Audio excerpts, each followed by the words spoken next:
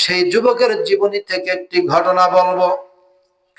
একজন যুবক একটা ইহুদির কাছ থেকে কিছু টাকা ধার নিয়েছিল। খেয়াল করবেন, যারা আমরা টাকা মানুষের কাছে ধার নেই, মানুষের দোকানে বাকি খাওয়াই, এই বাকি যদি আপনি পরিশোধ না করেন, কাল কিয়ামতের দিন, মুসিবতের দিনে আপনার যত নেক আমল আছে ওই আমল দিয়া সেই টাকা পরিশোধ করতে হবে। আল্লাহু আকবার, জোরে বলে। এই জন্য মুসলমান ভাই বন্ধু, এই ঘটনা থেকে কয়েকটা শিক্ষা আলোচনার শেষের দিকে বলবো। ঘটনা থেকে কি শিক্ষাগুলো পাইলাম? ওই যুবক, আমার বন্ধুগণ, ইহুদির বাড়ি ছিল অনেক দূরে। উট নিয়ে আমার বন্ধুগণ কিছু খাবার নিয়ে, খুরমা খেজুর পানি নিয়ে এইবার ইহুদির বাড়ির দিকে রওনা দিয়েছে। মাঝপথে আসার পর শরীরটা ক্লান্ত ছিল, দুর্বল ছিল। ওটটা আমার বন্ধন খেজুর গাছের সাথে কোন রকম করে বেঁধে ওই জায়গার উপর আমার বন্ধু শুয়ে পড়লেন, বিশ্রাম নিলেন। হঠাৎ করে ঘুম থেকে জাগ্রত হওয়ার পরে দেখে রে, তার যে উটটা বাঁধা ছিল, উটটা আর পাওয়া যাচ্ছে না। অনেক খোঁজাখুঁজি করার পর দেখে আমার উটটা মরে গেছে, কিন্তু পাশে একজন বৃদ্ধ মানুষ দাঁড়িয়ে আছে। এইবার সেই যুবকটা ডাক দিয়ে বলতেছেন, চাচা গো, আপনাকে দাঁড়ানো দেখতেছি, পাশে আমার উটটা শুয়ে আছে, কি হয়েছে বিস্তারিত বলবেন কি? এই মুরব্বি ডাক দিয়ে বলতেছেন, বাবা, আমার পাশেই তো এই যে আমার কিছু ক্ষেত খামার আছে, তোমার এই উটটা আমার ক্ষেত খামার গুলো নষ্ট করতেছিল, হাঁটা চলা করতেছিল। আমি বুঝি না, পাথর দিয়ে আমি তোমার ওই উটের উপর আঘাত করেছি। মাথায় লাগার পর অনেক রক্ত খনন হলো। রক্ত খনন হইতে হইতে উটটা মারা গিয়েছে। বাবা, আমি তো ভুল করেছি বাবা, আমি অন্যায় করেছি, তুমি আমাকে মাফ করে দাও। এই যুবক কন্ট্রোল করতে না পেরে ডাকে, সাথে সাথে আমার বন্ধুগণ তার হাতের লাঠি ছিল, পাথর দিয়ে ওই বৃদ্ধ লোকের মাথায় আঘাত করতে লাগলেন। মারতে মারতে হঠাৎ করে সেই বৃদ্ধ লোকটা দুনিয়া থেকে বিদায় নিলেন। আল্লাহু আকবার বলে।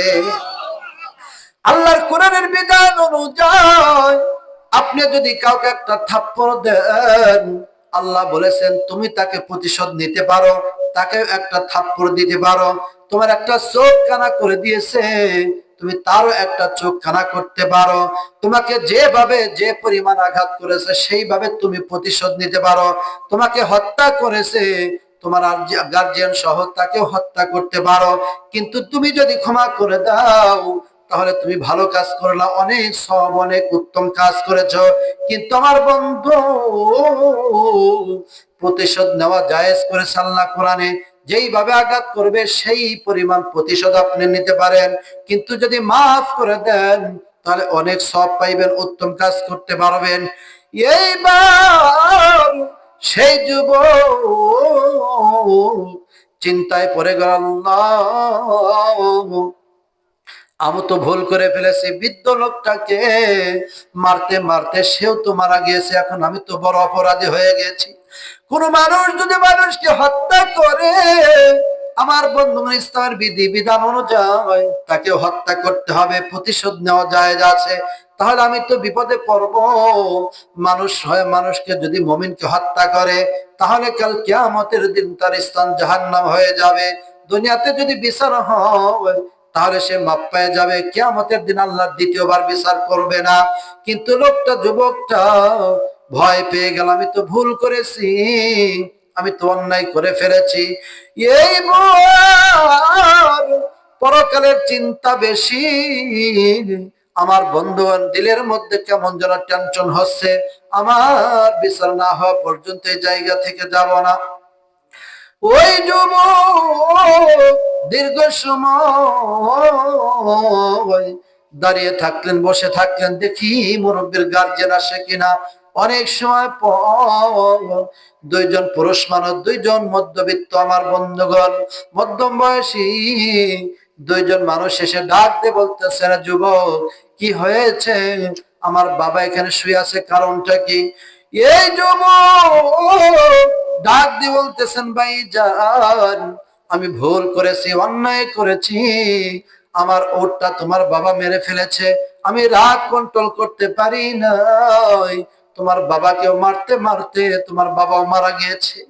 ও ভাই, বর্তমান জামানায় যেহেতু কোরআনের রাষ্ট্র চলে, ইসলামের বিধিবিধান অনুযায়ী কোনো মানুষকে হত্যা করলে, মেরে ফেললে তাকেও হত্যা করতে হবে, তারও বিচার করতে হবে। আমি ভুল করেছি, অন্যায় করেছি, তুমি আমাকে নিয়ে যাও আসামি করে খলিফাতুল মুসলিমিন ওমর রাদিয়াল্লাহু তাআলা আনহুর কাছে। রে সিন্দুরি বরলের বাইরা, বাবাজিরা, পর্দার আড়ালে মা বোনেরা, এই ঘটনা থেকে আর একটা শিক্ষা হলো, আপনি আমি যদি অন্যায় করি, দুনিয়াতে যদি বিচার না করা হয়, পরকালে হাজার হাজার কোটি কোটি মানুষের সামনে আল্লাহ কিন্তু বিচার করবে। এই জন্য যে কোন অন্যায় করতে যাবেন, আল্লাহকে ভয় করতে হবে যে দুনিয়ায় বিচার যদি না হয়, কিয়ামতের মাঠে বিচার করা হবে। এই জন্য ভুলটা করার আগে, অন্যায়টা করার আগে অন্তত 100 বার চিন্তা করবেন, 100 বার ভাববেন যে এই ভুলটা করতেছি, এই ভুলের কিন্তু একদিন বিচার করা হবে আমার বন্ধু। এই জন্য সাবধান হতে হবে। এইবার সেই দুইজন যুবক ওমর রাদিয়াল্লাহু তাআলা আনহুর দরবারে নিয়ে গেলেন, খলিফাতুল মুসলিমিন, এই যুবকটা আমার বাবাকে মেরে ফেলেছে, হত্যা করেছে, এই যুবকের বিচার করুন, তাকে হত্যা করুন, তাকে মেরে ফেলে দিন, আমাদের বিচার, আমাদের সঠিকভাবে বিচার করুন। এইবার ওমর রাদিয়াল্লাহু তাআলা আনহু বিচার করবে, যুবককে রায় দিয়া দিবে। এমন তো অবস্থায় ডাক দিয়ে বলতেছে, রে যুবক, বলো তো দেখি, তোমার তো এখন মৃত্যুদণ্ড দেওয়া হবে, মৃত্যুর আগে তোমার কি কোনো ওসিয়াত পূরণ করতে হবে কিনা, তোমার মনের কোনো আশা আছে কিনা, একটু বলো।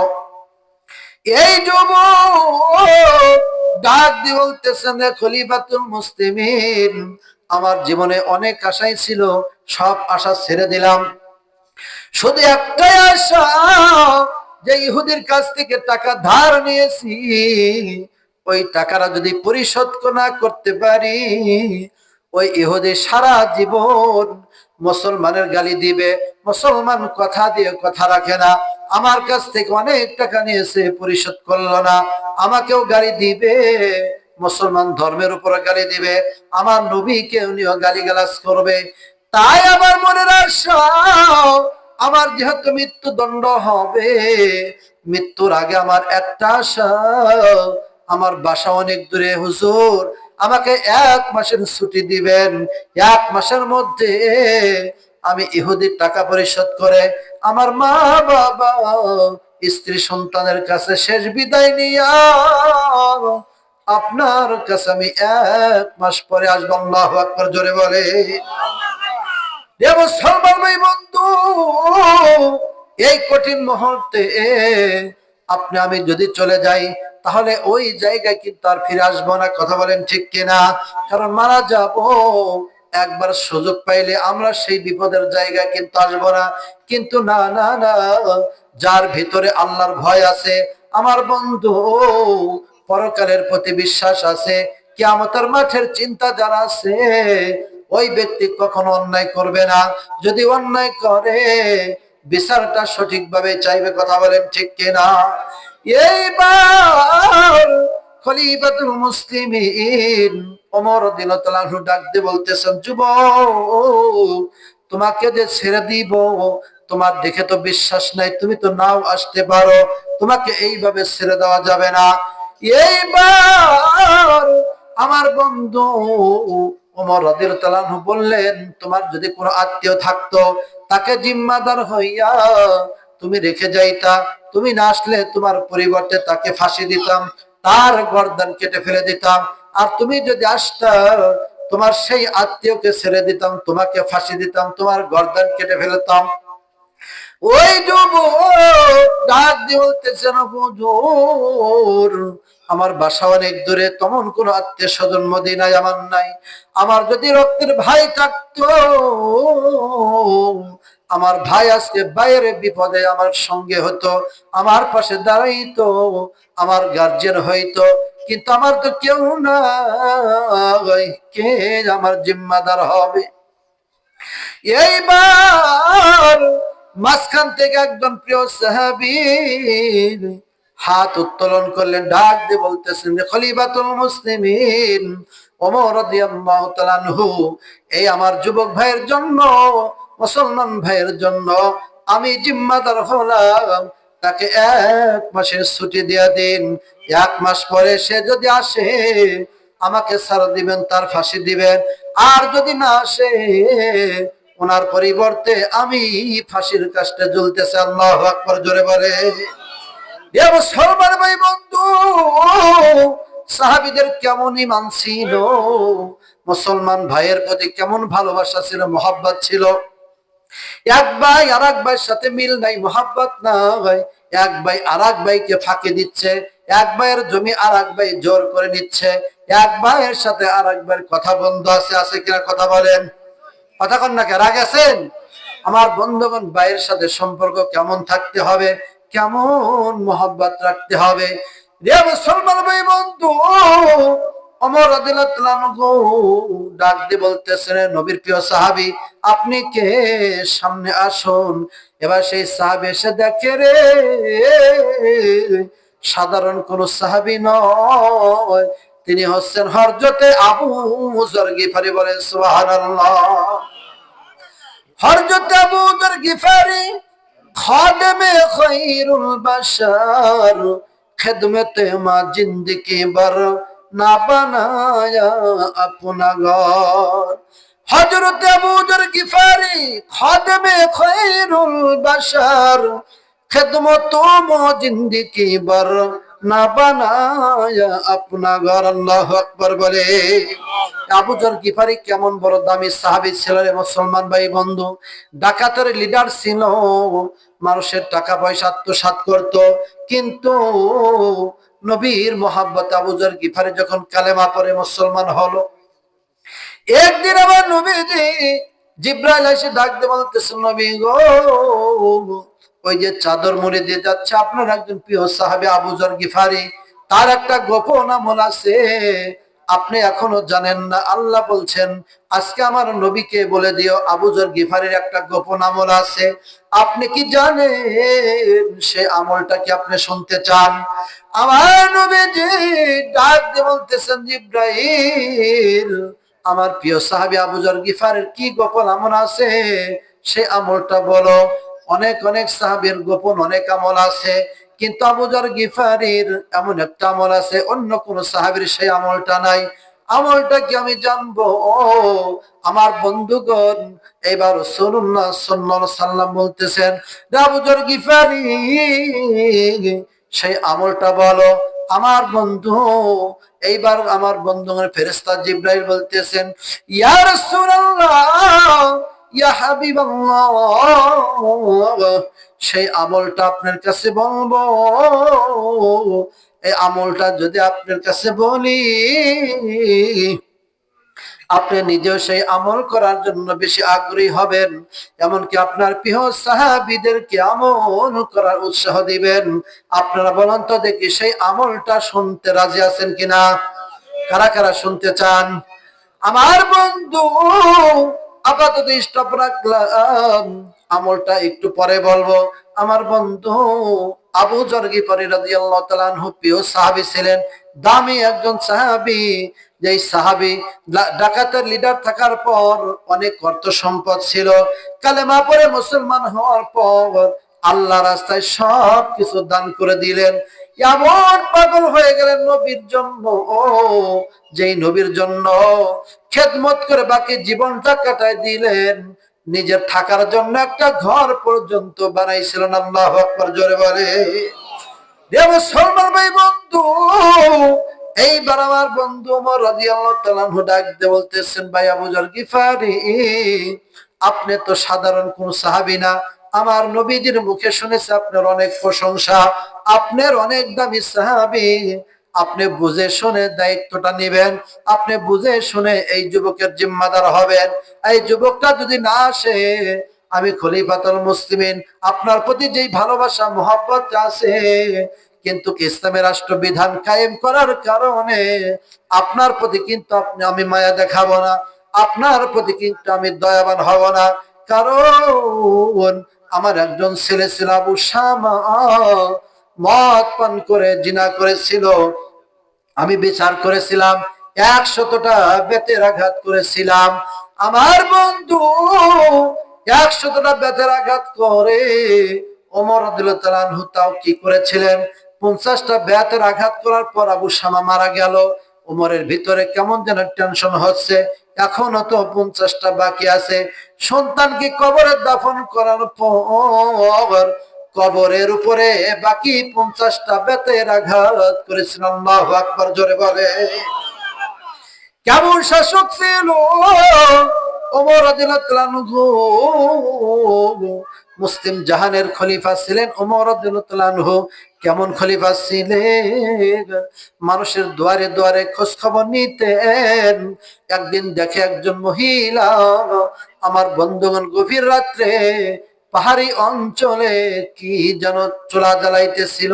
ওমর রাদিয়াল্লাহু তাআলা আনহু দেখে কয়েকটা ছোট্ট ছোট্ট বাচ্চারা ক্ষুধার কারণে ছটফট করতেছে, খাবার চাইতেছে। খাবার দিতে না পেরে এই মহিলা বলতেছেন, বাবা একটু ওয়েট করো, খাবার দেব।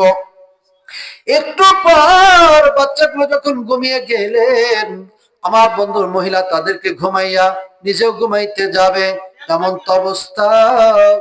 আমার বন্ধুগণ ওমর রাদিয়াল্লাহু তাআলা আনহু জিজ্ঞেস করলেন, ও মা, এই নিষ্পাপ ছোট্ট বাচ্চাকে কেন মিথ্যা কথা বললেন? আপনার কাছে তো খাবার নাই, কেন বললেন যে একটু ওয়েট করো, খাবার আসতে একটু পরেই খাবার খাওয়াবো? বাচ্চাগুলোর কাছে কেন মিথ্যা কথা বললেন? এই মহিলা ডাক দিয়ে বলতেছেন, আপনি কে পতি, আপনার পরিচয় জানি না। খলিফা ওমর রাদিয়াল্লাহু তাআলা আনহুর কাছে গিয়েছিলাম, কিন্তু ভিড়ের কারণে খাবার আনতে পারি নাই। কিন্তু এখন বাচ্চাগুলো কিভাবে খাওয়াবো?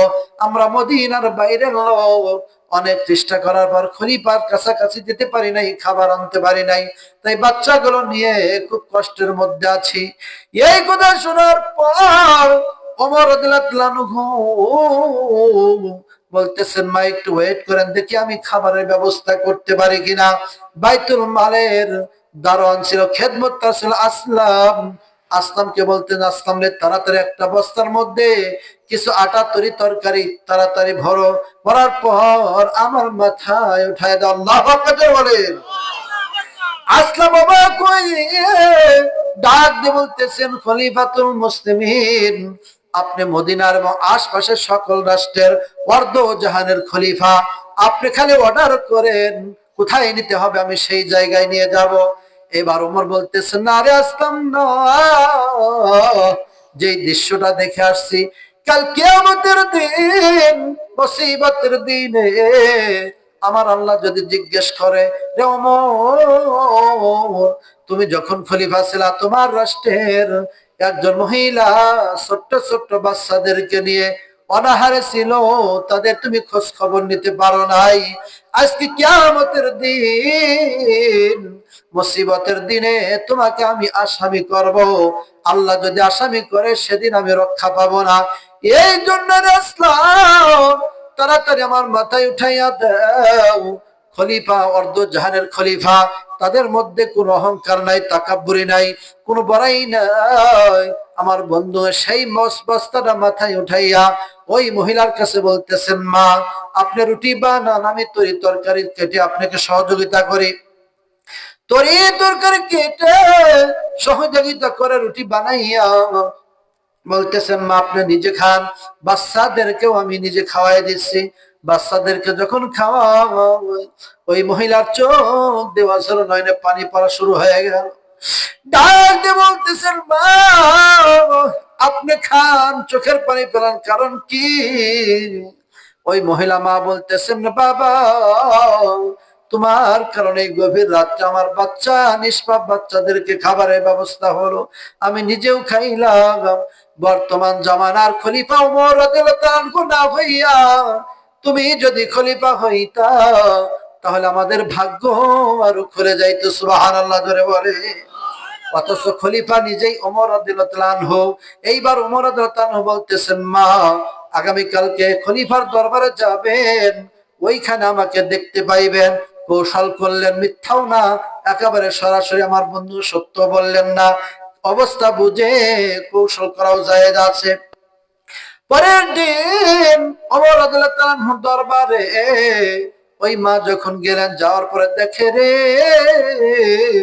গত রাত্রে যেই যুবকটা, যেই পথিকটা কষ্ট করে খাবার আমাদের ব্যবস্থা করলো, নিজেও তরি তরকারি করে সহযোগিতা করলো, ওই যে চেয়ারে, খলিফার চেয়ারে ওই লোকটাই তো বসা। মহিলা অবাক হয়ে তার কাছে গিয়ে দুই হাত এইভাবে জড়াত করে বলতেছেন, রে খলিফাতুল মুসলিমিন ওমর রাদিয়াল্লাহু আনহু, গত রাত্রে যে ব্যবহার আপনি করেছেন বড় অন্যায় করেছি, আল্লাহর হস্তে আপনি আমাকে মাফ করে দিন। আপনি যদি মাফ না করেন কিয়ামতের দিন আমি তো অপরাধী হয়ে যাব। ওমর রাদিয়াল্লাহু আনহু বসা ছিল, সাথে সাথে দাঁড়িয়ে গেল, ডাকতে বলতেছেন, মা আপনি কেন মাপ চান? বরং আমি তো অপরাধী, আমি খলিফা, মুসলিম জাহানের অর্ধ জাহানের খলিফা, ঠিক মতন সময় মতন আপনার খাবারের ব্যবস্থা করতে পারি নাই, এই জন্য মা আপনার কাছে আমি নিজেই ক্ষমা চাচ্ছি। কাল কিয়ামতের দিন আপনি আল্লাহর দরবারে আমাকে আসামি বানাইবেন। আল্লাহু আকবার। মুসলমান ভাইরা আমার বন্ধুগণ, এই হচ্ছেন ওমর রাদিয়াল্লাহু তাআলা আনহু। ডাকতে বলতেছেন, ভাই আবু যর গিফারি, আমার তো অবস্থা সবকিছু আপনি ভালো করে বলছেন, আমি যদি বিচার করে রায় দেই, ওই যুবকটা যদি না আসে, আপনাকেও কিন্তু মায়া করব না, আপনারও কিন্তু পাশে হয়ে যাবে। মনে আছে কিনা? মনে আছে? আমার বন্ধু আবু যর গিফারি রাদিয়াল্লাহু তাআলা আনহু বলতেছেন, রে খলিফাতুল মুসলিমিন, আপনি অর্ডার দিন, যদি ফাঁসি হতে হয় আমি রাজি আছি, কোনো অসুবিধা নাই। ওমর বলতেছেন, হঠাৎ আপনি এত বড় সিদ্ধান্ত আপনি কেন নিলেন জানতে চাই। আবু যর গিফারি রাদিয়াল্লাহু তাআলা আনহু ডাক দিয়ে বলতেছেন, আমার নবীজির জবানে আমি অনেক হাদিস শুনেছি, তার মধ্যে একটা হাদিস আমার মনে আছে। হাদিসটা হলো, এক মুসলমান আখুল আল মুসলিম আখুল মুসলিম, এক মুসলমান আর এক মুসলমানের ভাই। আমার রাসূল বলেছেন, কোন মুসলমান ভাই যখন বিপদে পড়ে, ওই বিপদের সময় কোন মুসলমান ভাই যদি তার বিপদের পাশে দাঁড়ায়, তার যদি বিপদটা রক্ষা করতে পারে, কাল কিয়ামতের দিন, মুসিবতের দিনে আমার আল্লাহ রব্বুল আলামিন কঠিন একটা বিপদ থেকে আমার আল্লাহ তাআলা তাকে রক্ষা করে দেবে। বলেন না সুবহানাল্লাহ। তাই আমার বিশ্বাস, এই যুবকের জন্য যদি আমি জীবনটাও দিতে পারি, কাল কিয়ামতের দিন, মুসিবতের দিনে এই জীবন দেওয়ার সিলায় আল্লাহ তাআলা আমাকে জান্নাতের মতন জায়গা করে দেবে। বলেন সুবহানাল্লাহ। এবার ওমর রাদিয়াল্লাহু আনহু রায় দিয়া দিলেন, যাও রে যুবক যাও, তোমাকে 1 মাসের জন্য ছুটি দিলাম, আজকের এই দিন থেকে অমুক দিন পর্যন্ত তুমি হিসাব করে রাখো, জুমার দিন জুমার নামাজ পড়ো, তোমার কঠিন বিচার হবে রে যুবক। এইবার যুবক আল্লাহর প্রতি কেমন ভয় ছিল, ইসলামের প্রতি কেমন ভরসা বিশ্বাস ছিল আমার বন্ধু। এখন আপনারা বলেন তো দেখি, সেই